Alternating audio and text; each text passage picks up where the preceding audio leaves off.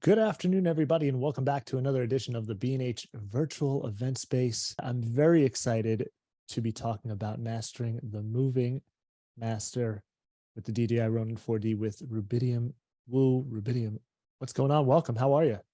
Thank you so much. I'm doing great. It's a rainy winter's afternoon in Vermont, but That's perfect weather for making movies inside for sure. that's Glad to living be on the here. East Coast, right? Yeah. So do want to thank our hosts of this event, DJI. So very special thanks to them. And along with thanking them, I want to thank everybody at home for tuning in and viewing this. If you do have any questions for Rubidium, please feel free to get them in. If you're joining us here on Zoom, you can use the Q&A tab. Otherwise, Facebook, Vimeo, you can use the comment section. But otherwise, I'm going to get out of the way because I am not a master of anything to do with the Ronin, but Rubidium is, and I'm going to leave you in his hands. I'll see you back in a little bit. Thank you so much. So anyone who loves making films and has tried their hand at it knows that one of the best ways to accomplish a lot of the things that cinematography and filmmaking in general is to move the camera, right? When you move the camera, you transform the two-dimensional plane of the screen into a three-dimensional plane that has depth, that separates your characters from the background, that says something about the world, that leads your audience's eyes through the world that you're creating in front of an audience. Now, it used to be that the only way to move a camera was lay down dolly tracks, put a half-ton dolly on there, have operators, all of which cost a lot of money, took up a lot of space, and was kind of difficult to do. So about 10 years ago, well, no, let's go back further. About 40 years ago, the Steadicam came into being, and this freed the camera from the dolly. It meant that you could get beautiful, smooth, moving shots with your camera, creating that depth, creating that separation, and bringing your audience through the world of your story without all of the downsides of the dolly. You probably saw it, like one of the most famous shots is in The Shining, in the steps on Rocky. It meant that you didn't have that really juddering, terrible camera movement. You had nice, smooth, beautiful camera movement and control. The downsides of Steadicam was that they cost a lot of money, right? When they first started, it was hundreds of thousands of dollars for the rig. It took a lot of training and took a lot of strength, which limited who could be a Steadicam operator. You had access to the training. You had to be strong enough to carry 50, 60 pounds around on your body all day. And you had to be able to afford the rig. So, but Hollywood would often have Steadicam shots, especially things called oners, which is one shot that leads you through the entire scene. And Steven Spielberg did a lot to popularize these. Stanley Kubrick was a big fan of them. And in fact, it became almost like a visual signature that every director or cinematographer had to get one big oner in their movie for a while. It was sort of like a pride of place. One of the most famous one as I can remember, and one of the best ones was in True Detective season 1. Adam Arkapour was the cinematographer, and I'm going to mispronounce his name. Cary Fukunaga is the director, the guy who went on to do No Time to Die. But they had this fantastic one with Matthew McConaughey. It was like probably one of the great scenes in television history of the raid of the housing projects, where they go in and they steal the money, and then they go through and jump over the fence. They had done that all on Steadicam, and it's just phenomenally tense way to make a film because you don't know you can look away. That was what they call a hidden oner or hidden cuts, where you would go through and the camera passes underneath a piece of fabric and they secretly cut 2 frames together so that you don't actually have to get the whole thing in one shot. Fast forward about 10 years ago, and gimbals started coming out. These are these brushless gimbals that control 3 axes of the camera, and it means that you can use smaller cameras on a Steadicam, get a Steadicam-like effect. You can use it's much cheaper. They started about $5,000 or $6,000 or $7,000 as opposed to $100,000 for a Steadicam, and now they've come down to, the DJI RS3 Pro package is like $1,000. The RS2 or RSC2 that I have is less. It's like $500. You get really great steady footage to do these kind of oners and the moving master, which we'll talk about in a second, for a fraction of the cost and with actually a fraction of the experience. You can get very good results right out of the box, and be able to shoot these great pieces of cinema without the limitations that the Steadicam had. Gimbals, like I said, have been out for about 10 years. DJI certainly has the lion's share, and in my opinion, makes some of the best ones. But there are limitations to gimbals as well. They, yes, have a very low cost of entry, but they need to be specially balanced, and they tend to have the more systems that you put on them, the more complex they become. So just the camera on a gimbal, great. If you want to put a camera with a remote video on a gimbal, that's a little more complicated. They do have a great system. It's called the Raven. If you want to put a camera and a video system and a LiDAR follow focus and a focus motor, now you've got one system with 3 or 4 different elements all working together, all connecting with cables, all that have to be tuned and talking to one another, and all, it's a big thing to have to do. And especially if you're shooting, you only have one camera, and you're shooting your tripod shots, then you decide you want to do a walk and talk, or you want to do a moving master, or you want to do a oner. There is a lot of time. I mean, in filmmaking terms, like when you have 20 people standing around, it can be 20 minutes to get the camera rigged, get it balanced, get all those pieces working in concert. And it can be that amount of time again to de-rig everything. So I think my interpretation is that DJI's thought process was that, what if we built a camera that was already a gimbal, balanced it all, had it as one single system, that then you could just literally pick up, put a lens on, turn on, and shoot gimbal shots with. That is the Ronin 4D, right? Focus is having trouble. There we go. It's the camera brain and all the processing, everything, with just the sensor, the Zenmuse sensor, on its own 3-axis gimbal, and then with the added addition of a 4th axis of this arm here that then is balanced and allows you to, much like a very good Steadicam operator, take that movement out of your walk. So it adds even more functionality to the existing gimbal, and it makes it simpler, and it makes it an all-in-one established package that, as I said, you don't need to rig and de-rig. It's just there for you to use. It's more expensive. I think they retail about $6,800, but for what it is, which is a full frame 6K cinema camera with a stabilized sensor, a nice big bright screen, great autofocus, or better than great autofocus. It has, we'll talk about this later, has autofocus with the potential to have this LiDAR with you're able to fine tune the autofocus. It really does give all the abilities of a trained Steadicam operator, plus the addition of the Z axis, with something that you can really get up and running in just a couple of hours. And it unlocks for independent filmmakers, documentary filmmakers, BTS shots for other films. And I think we'll talk about this at the end, especially sort of training films where what you want to do is basically just stream the entire process from a camera. So you basically, someone has the Ronin 4D, you can send that signal live or collect it all for your production, and basically, have that fly around through the scene, watching people, what they're doing, and basically be a over the shoulder training application. I think there's nothing else out there that is as effective, as simple, and as for the price point as the 4D. It's a really great camera system for that type of application, and for quite a few, it's actually very versatile.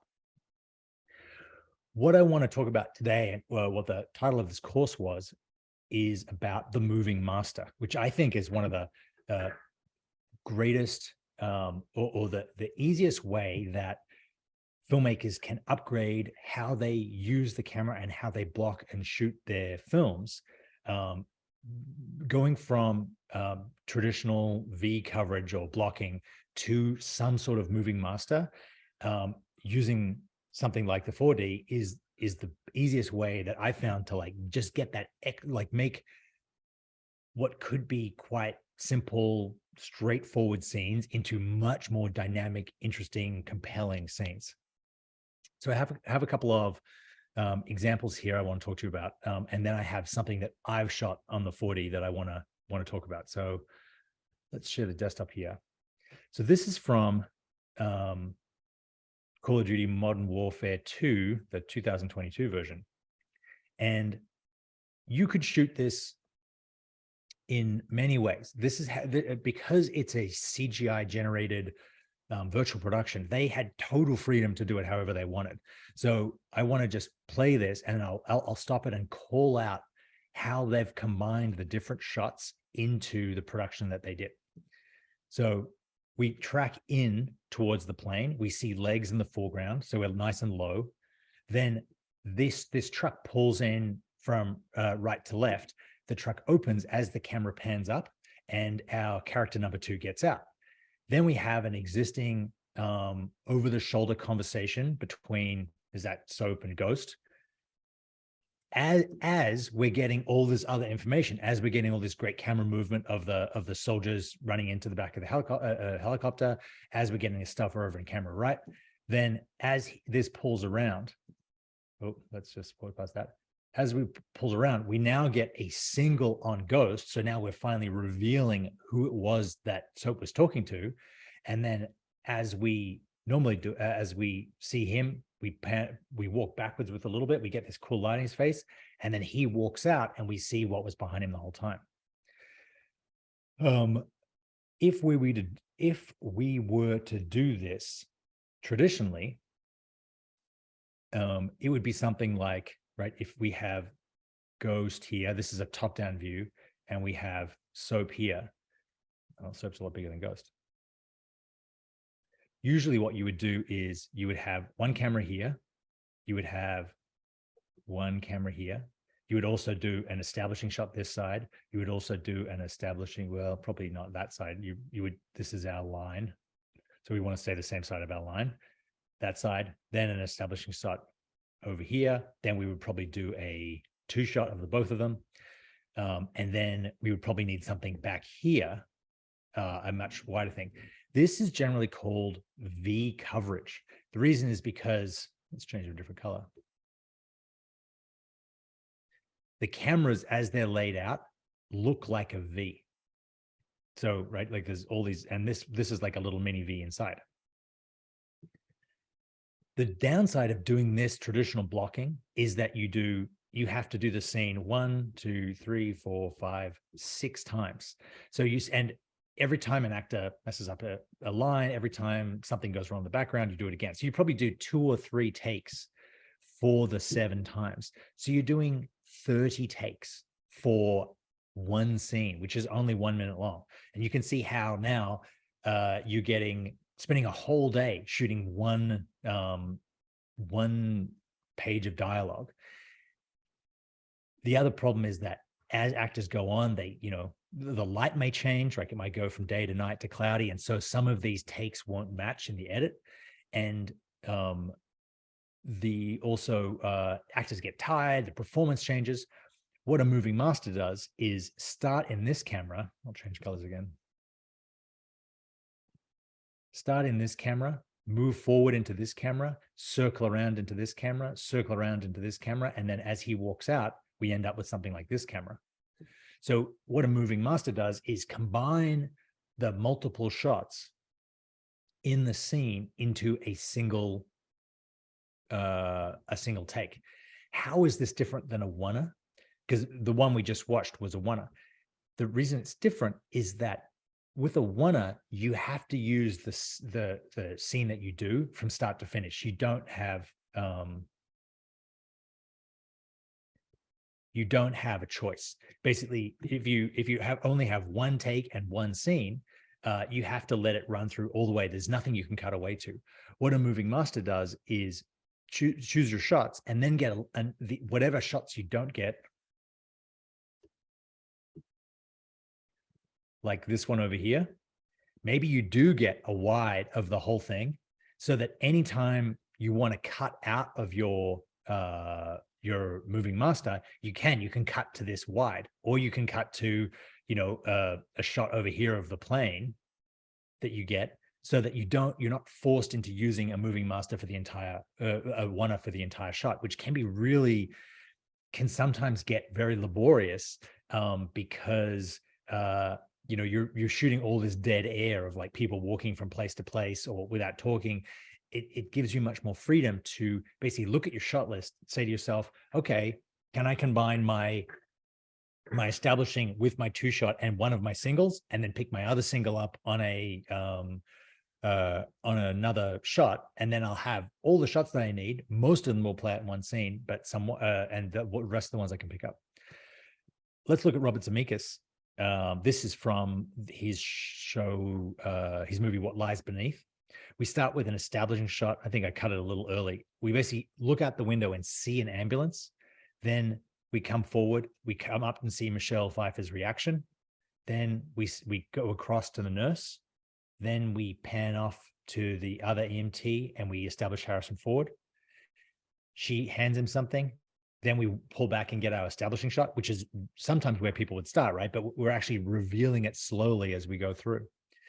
Then we push in and get a two shot with Harrison Ford and whoever this guy is. Then we get a single on Harrison. Then we get a over the shoulder of Michelle Pfeiffer from Harrison Ford's perspective. And then the scene is out. So it's another version of the oner, but it's really created from a moving master perspective.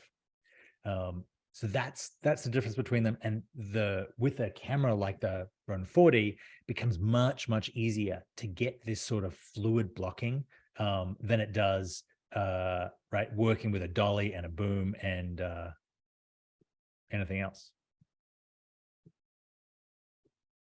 Does that make sense? Any questions, Scott? Are we We did get one question regarding, I believe. I don't know if everyone's still recording or I'm all by myself here. You were here. You were here. Good. I am here. I was just planning ahead. Yeah. No, Carlos, who's joining us, wanted to know how far does it zoom without losing focus? How far does it zoom? I did not try a zoom lens, though I know that they make them. I tried the 20 mil f2. I basically had three classic contemporary Sigma lenses. It was a 90 mil 2.8 and a 24 mil 3.5 and a 20 mil f2.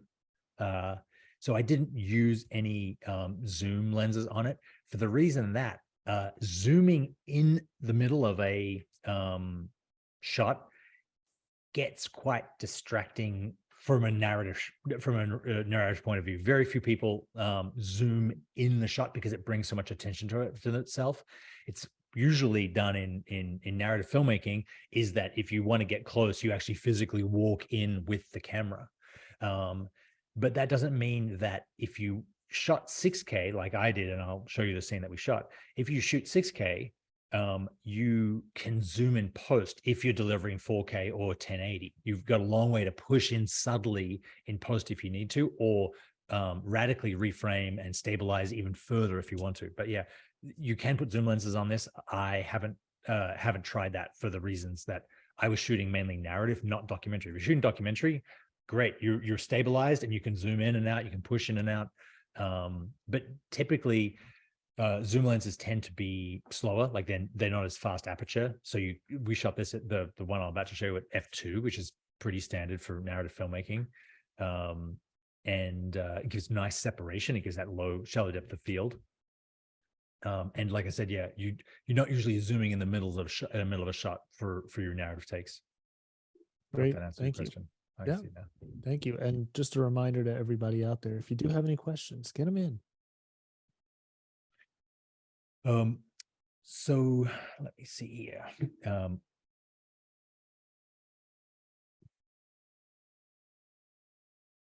What I'll do next is kind of go into share my screen again.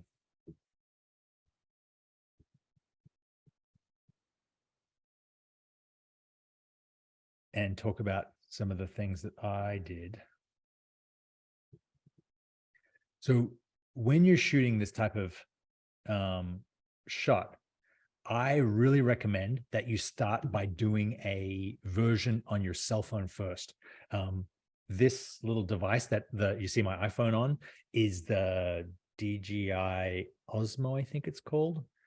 It's a stabilizer for your cell phone, and it lets you choose a lens, frame up, and then also see what you're going to be without actually having to even pick up the heavier, more professional camera. It basically lets you just run through. And then you can also, if you're the DP and you're working with a director or you're working with a producer, it allows you to run through and sort of show the other people involved what the shot's going to be and not burn yourself out while with holding a bigger camera. So this is the iPhone version of the shot I decided to do. So we're going to start outside. Imagine there's a police car or a siren or a crashed car out there. We're going to get a single on the actress by the window. She's going to walk over as we pull back and reveal the actress in the chair, turn it into an over shoulder. We still haven't seen her face. Then they have a little bit of conversation. As the actress in jeans walks out, we come around to get a single on the actress in the chair. Then once she has a line or two, we pull back and we see the actress from before now on her phone with the other stuff behind her. She walks out, and then we come back to the actress on the chair. So we have really 1, 2, 3, 4, 5, 6 shots that we're combining into one long take. And I found that actors much prefer to work this way because it means that they're not having to pick up a piece at a time, that they're getting through the entire scene at once. And then what I did, as you'll see in a second, was to go back and then get the shots that were missing from this, which is the reverse of this shot, meaning the over the shoulder, the opposite over the shoulder, and even her walk from the window to the person in a chair, I would want to get from another angle, and they would be my 2 inserts. I could shoot them separately and then cut them into the moving master. So here's me operating the 4D. So I go over here, I get focus, and you'll notice that in this shot, you can see that outside is much, much brighter than inside because it's outside. I was able to go from an f/22 and smoothly do an exposure pull and rack into a f4 once I was on her face, then stay at f4 as I followed her over and squatted down to get this low shot, and then pull back to get the other shot. This is what the final shot looked like. So we go up to here, and you don't really even notice the exposure pull, right? So that's f/22. You do see me faintly in the glass, and if I had one, I would have put on a circular polarizer and adjusted it so that I wouldn't have got that reflection. So we go from f/22 to f4, and you don't even notice it as I pull back. And the way I'm doing that is setting this dial, the dial here on the right handle to exposure once I've hit record to the f-stop, and then just smoothly dialing it back as I pull back, because you can hide a lot in camera movement. So we go from this shot, then this is my insert as she bends down. Then we cut back to the main shot to get this piece of dialogue. Then we cut back to the over the shoulder. Then we orbit around to see the actress in the chair's single. and then pull back to reveal her on the phone from over the shoulder of that. Then once she walks out, we can go back to the girl in the chair.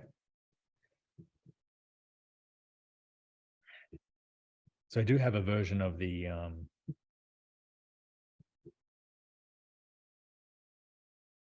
entire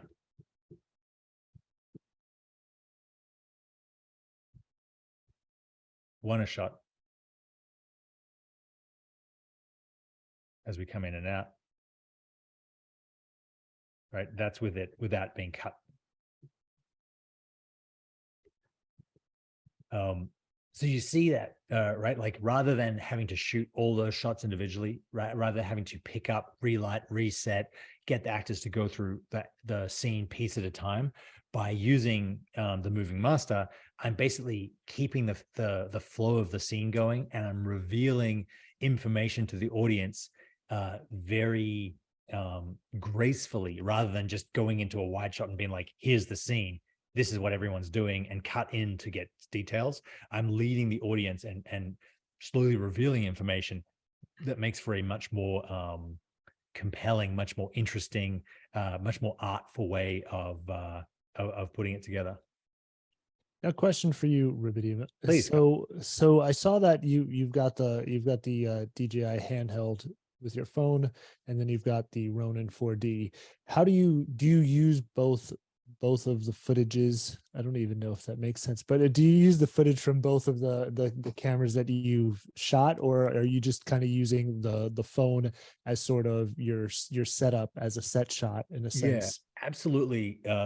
Good question. So the phone is a great instrument. Doesn't have, right, unless you use special apps, it always has auto exposure and auto focus. So it's not ideal for actual filmmaking in that way, because it lacks that aspect of control. And as good as what I would have the iPhone 13 Pro's footage is, it's still a long way beneath the sort of image that like a full frame sensor in the Ronin 4D will produce. You can't really cut between them. I've done some of it with chase scenes, especially and car scenes for short little clips. But usually it's the size of the sensor that gives away the change of cameras, because especially a full frame sensor will have so much greater depth of field on the same f-stop, the same aperture. So I just feel it's, like once you pick up the 4D, right, you're dealing with a lot of like, what's my exposure, what's my take field, I've got my axes locked, I've got my thing balanced, right? You've got a lot of other stuff on your mind, and I much prefer to get to that point already really confident on what my blocking and my shots and my my operating is going to be. So using the iPhone in the Osmo is a great way to sort of just run yourself through the thing, basically do a dry run and work out where you want to be. Are your lights going to be in shot? Are your what exactly is the blocking? Because I typically use either a director's viewfinder or actually have an iPad with handles on it that I use to like set up my shots. And you can use, there's a program called Artemis. There's a couple ones that you can use to pick your frame and your lens. But what you miss when you're doing with the Ronin 40 is that's so fluid with the 40. So I think using a iPhone with an iPhone gimbal is a great way to approximate that and sort of like nail down all the specifics before you even pick the camera up and start to try and get a take. Awesome. And one other thing to touch on, you mentioned that when you were setting up that shot, that you went from that first shot looking out the window, pulling back, you were shooting at that point, you went to f/22 as your aperture, and then back down into f/4. And you said you kind of controlled that all electronically. Is it just to keep that moving motion and that one scene, one take, one fluid motion, why you're using that electronically versus maybe just, traditional kind of manual aperture control? Totally. So the Sigma contemporary lenses have click stops on the aperture. Can you hear that? Yep. Because they're E mount, I guess stills lenses. They're not like they're not the cine primes that have the hard stops and the come on, Cameron. There you That are. have the hard stops and the smooth movement between the stops. But to be honest, to do that same thing with the Cine Prime, I would have needed to add a focus motor, another motor to the front of the gimbal, and have a very large, heavy lens on the front of the gimbal, which would add it to the weight. So it's actually much better to use a stills lens like the contemporary Sigma contemporaries, and do it electronically in the lens. It's actually much smoother and much easier to control just with the thumb dial of the Ronin, rather than add in other things. That type of focus pull is, a little unusual to be like looking out a window and then pull back. But often you really want to do that when you're, say, following someone and they go from inside to outside, outside to inside. Or you go from the hallway to, that might be dark to a brightly lit room.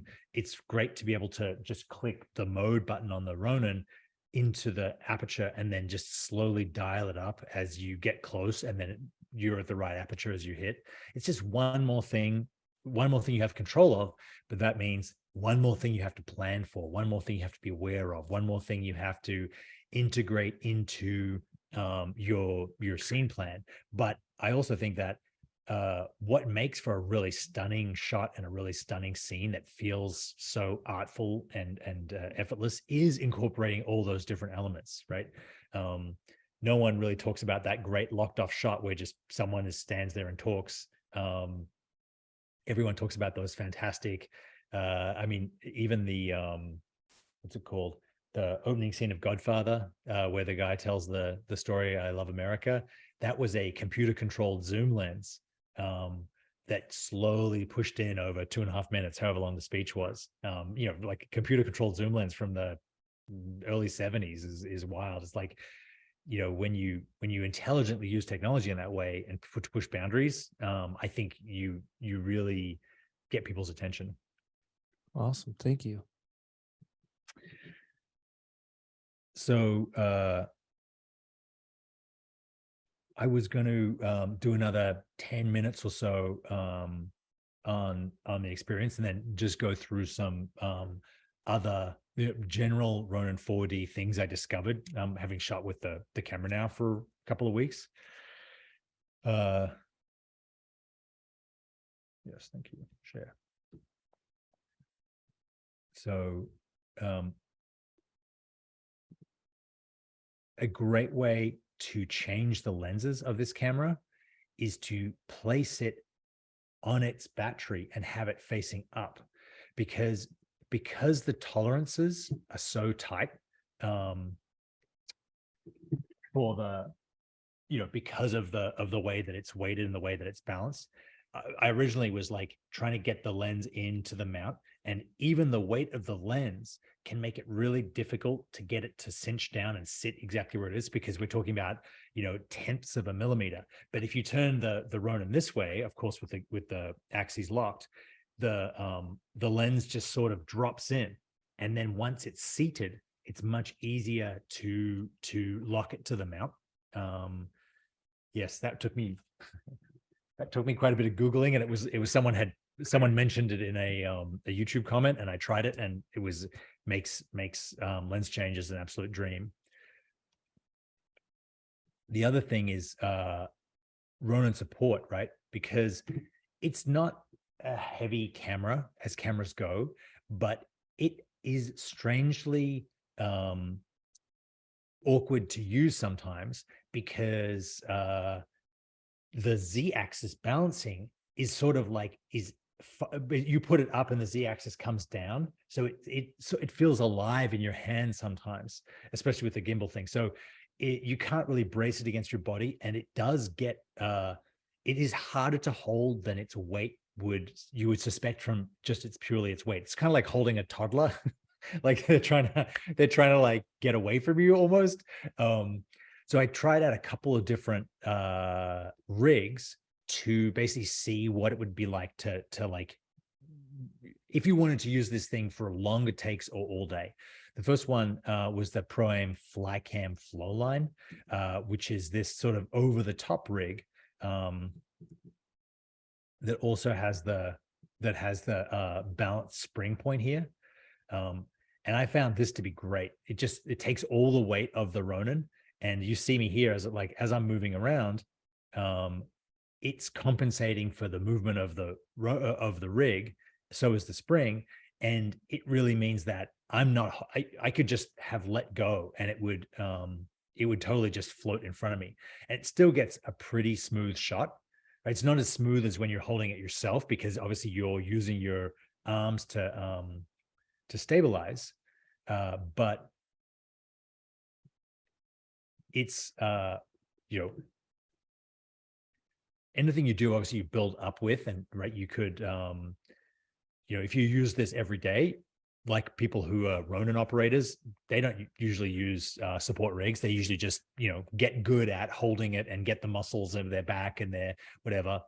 But I found that after 5 or 6 takes, I needed a minute between each one before I was ready to go again, or else I kind of like my fatigue caused my operating to suffer. Whereas if you wanted to shoot, a 5-minute scene with this, where you go from someone's conversation to someone else's conversation to a backwards walk and talk to something else, my preference would be to use something like this, something like the Flycam, where it's going to basically take all the weight of the camera for you, and then you're just in charge of operating. Another device that I tested was called the Pro Aim Gimbal Bird, which is actually made for the circular Ronin things. So it has these 2 arms, 2 support arms that come up and hold the camera for you, and give you a similar one. Now it's wide, whereas the other one, the Flybird, is tall. But it did give, again, made the operating much more pretty much effortless. But I think if you're going to use the Flybird, you would want to have more weight in the package. So you would want to add a bigger battery. You would want to add potentially a Cine Prime like this. You would potentially want to add the external video system that DJI sells for the system, just because its minimum, like the Flybird's minimum weight is sort of a little more than the stripped down with the small contemporary lenses that it is. So that's a great way to. I mean, my imagination is the DJI would be, the Ronin 40 would be perfect for an all-day shoot, right? Like if you were shooting an event, and the organizers wanted you on stage with whoever's talking or performing, and they wanted to broadcast that live from the camera onto a big screen so that everyone in the back can see what's going on. And we're talking, continuous shooting for an hour. Either one of those, probably something like the Flybird is perfect, or the Gimbal Bird, I think it's called, would be a perfect application for that, because you get all the stability of the Ronin, and you don't have to actually carry the weight of it. It's done with your shoulders and your waist rather than in your arms. It means that you can shoot for longer, get stable shots for longer, and your hands are much more free to adjust things, look at the menu while you're still transmitting that signal. So that's a different, it's sort of like a blend. It's like a hybrid version of like a Steadicam kind of thing, that takes the weight, and a Ronin 4D, which gives you stabilization. I got my face tracking autofocus on a little bit too sensitive. Any questions? Yeah, we do have more questions. So regarding, I think you did touch on this, but just to bring it back up, do they sell zoom lenses for the DJI Ronin? And part B to that question is, uh I think it can, but can it be used for wedding events? Or maybe we could pose it as, would you use it for wedding events?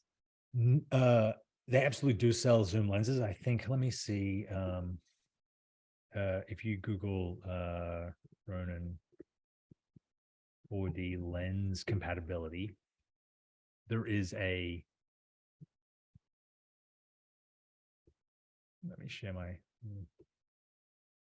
so at least of the Sigma ones, that they have a 28 to 70 mil f 2.8, which you do need a counterweight for, which is straps on to the, where am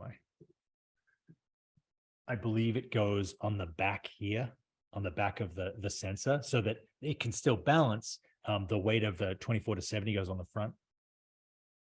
Come on, there you go. The weight of the 2470 goes on the front and the counterweight goes on the back. And you can absolutely zoom while you're streaming and whatever you're doing with it. As far as weddings go, it depends what type of shots you want to get.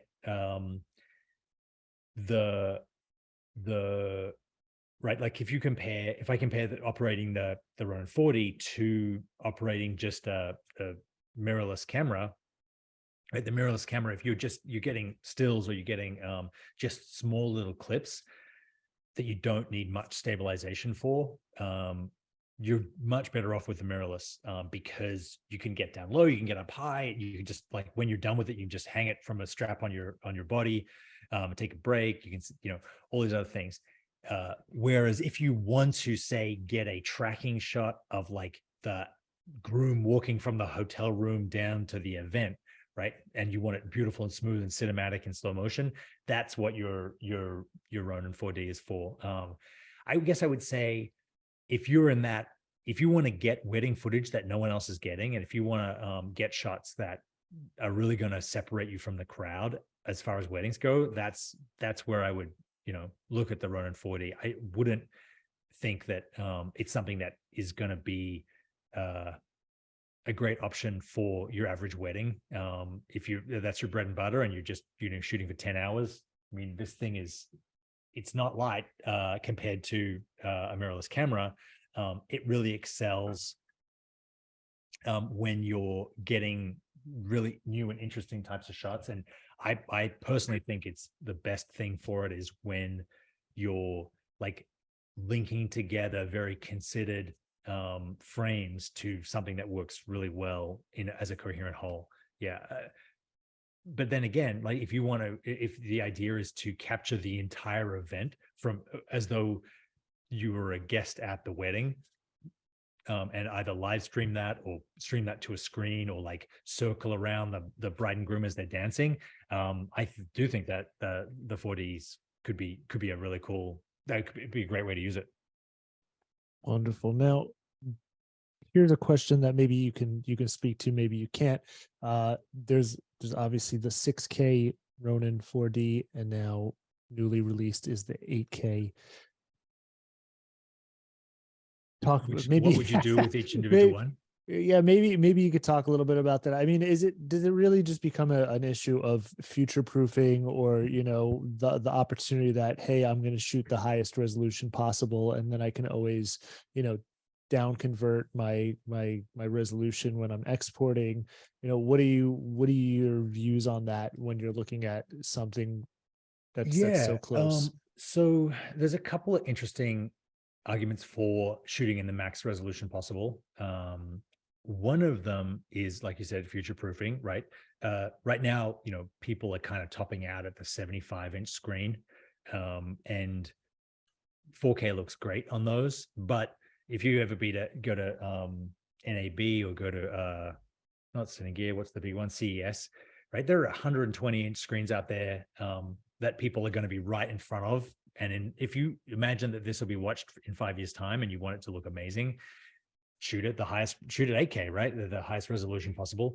Another huge application for 8K that I think is really coming down the pipe fast is VR and AR and 180. So right, like you can't tell the difference between, most people can't tell the difference between 6K and 4K on a TV screen, but when they're like an inch from your face, you absolutely can.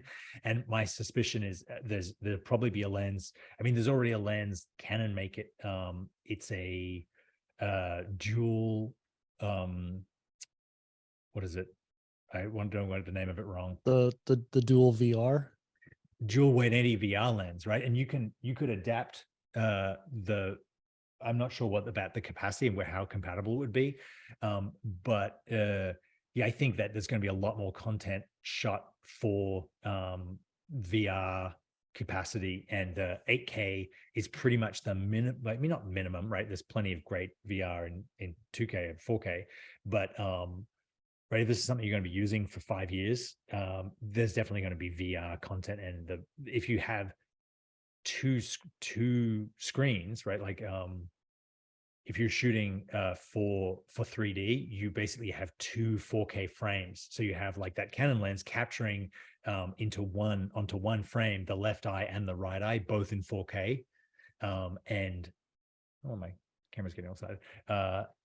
Yeah, that would definitely be a reason for the 8K. Another reason for 8K is reframing in post. So if you're sort of going, running and gunning and shooting something on the fly, if you shoot in 8K, you can go in and crop in on your sensor and move that crop around and sort of like reframe in post, especially if you're delivering 4K, right? You have 2x that you can go in and then move it side to side. Like, I actually did do that in what I did. I shot on the 20mm f2 as wide as possible, and then in post I actually reframed slightly to hide the lights that we got in frame in post. So extra resolution can come in very, very handy, even if you're only delivering 4K. If you basically you have to toss up between how much it costs price wise for the unit and also how much extra it's going to cost to store, right? Because the difference between 2K and 4K isn't twice, it's 4 times. So it's twice as high and twice as long. The same between 4K and 8K. So you're getting 4 times the data that you have to store, that you have to work with, you have to edit. So I don't think it's a decision to make lightly, but it can come in really handy. Makes sense. I think that's all the questions we have. Fantastic. Let me see what my notes are for the last little bit.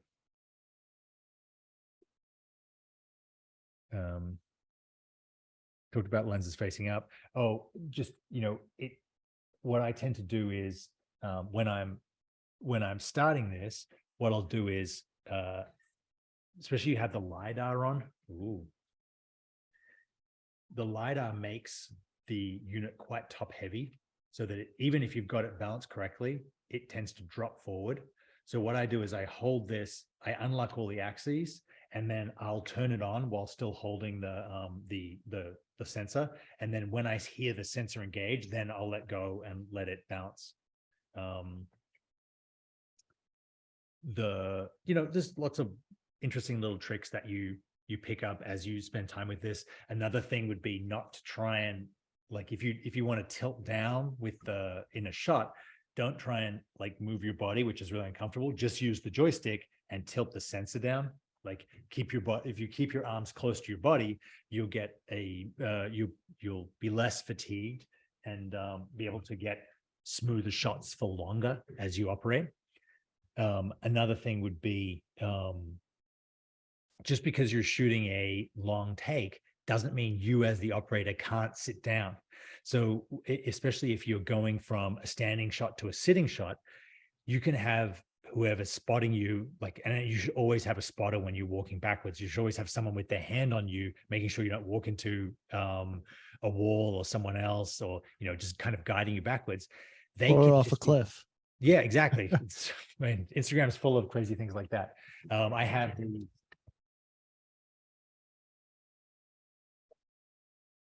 they make these great foam Apple boxes now, and they weigh like just a couple of ounces. It's called the foam box.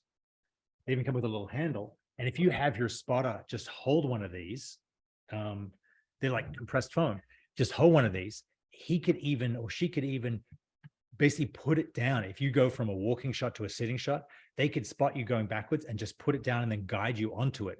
And what I found is I can put my, the Ronin, and do this knee. I can put the Ronin basically in my hands and rest my elbows on my knees and do a perfectly smooth operated shot. And then when the character stands up and moves away, then you stand up and move away as well. Like just because you're operating doesn't mean that you don't get to sit down when the actors are sitting down. I think that it's really smart for you to move from place to place. And there's been a ton of, if you look at BTS videos of movies online, there are a ton of people who do really interesting combinations of, right? Like they may start with the operator with a gimbal or a Steadicam or a 4D on a dolly, and they get pushed into the scene, and then so you get this nice smooth beautiful motion, and then as the actors get up, the operator gets up off the seat, off the dolly, and then walks through. Same with a crane, right? You could start on a cherry picker, have the person operator sitting on a cherry picker as the cherry picker cranes down, and then someone opens the gate, the safety gate, and then the operator just walks out. That's the famous Touch of Evil shot where they started on something like that, and it was pre-Steadicam, right? It was all handheld. So it's like fun to combine what the 4D is, which is a walking around camera, with other modes of transportation, like in the back of a car or something, on the back of a motorcycle, you see them. It's incredibly versatile because it's so compact. Awesome. Wonderful. Well, I think there's a ton of great information there. What about yourself? Where can people find Rubidium, find out what you're working on, follow along Cool. with you? Yeah, I have a YouTube, Crimson Engine, youtube.com/Crimson Engine. Crimson like the color, engine like a motor. I also teach courses at canonmasterclass.com, and have different filmmaking tutorials over there. My feature film, The Devil's Fortune, is on Amazon, and doing great. Thank you. If anyone wants to watch it, you'll see we have a couple of cool Steadicam moving masters in that. I definitely would have used the 4D if it had been out in 2020 when we shot it. Yeah, thank you so much for having me. Absolutely our pleasure. We did go ahead and drop your YouTube link in the chat. So if anybody wants to check them out, all you got to do is click on the button. We made it easy for you. We don't want you to have to Google search and run around. Just click on the link. It's there. It'll be there. And this way it'll redirect you to them and you can find them. I do want to say thank you to Rubidium again for being here. Thank you very much. Really appreciate it. Absolutely. As well as DJI for hosting the event. And of course, everybody at home for tuning in. If you've enjoyed this or any of the videos that we watch, and maybe you want to rewatch them, you could always check back on vimeo.com/BH event space to rewatch any of the videos. And if you want to watch and see what's coming up for the next week, check out our Instagram account, BH Event Space.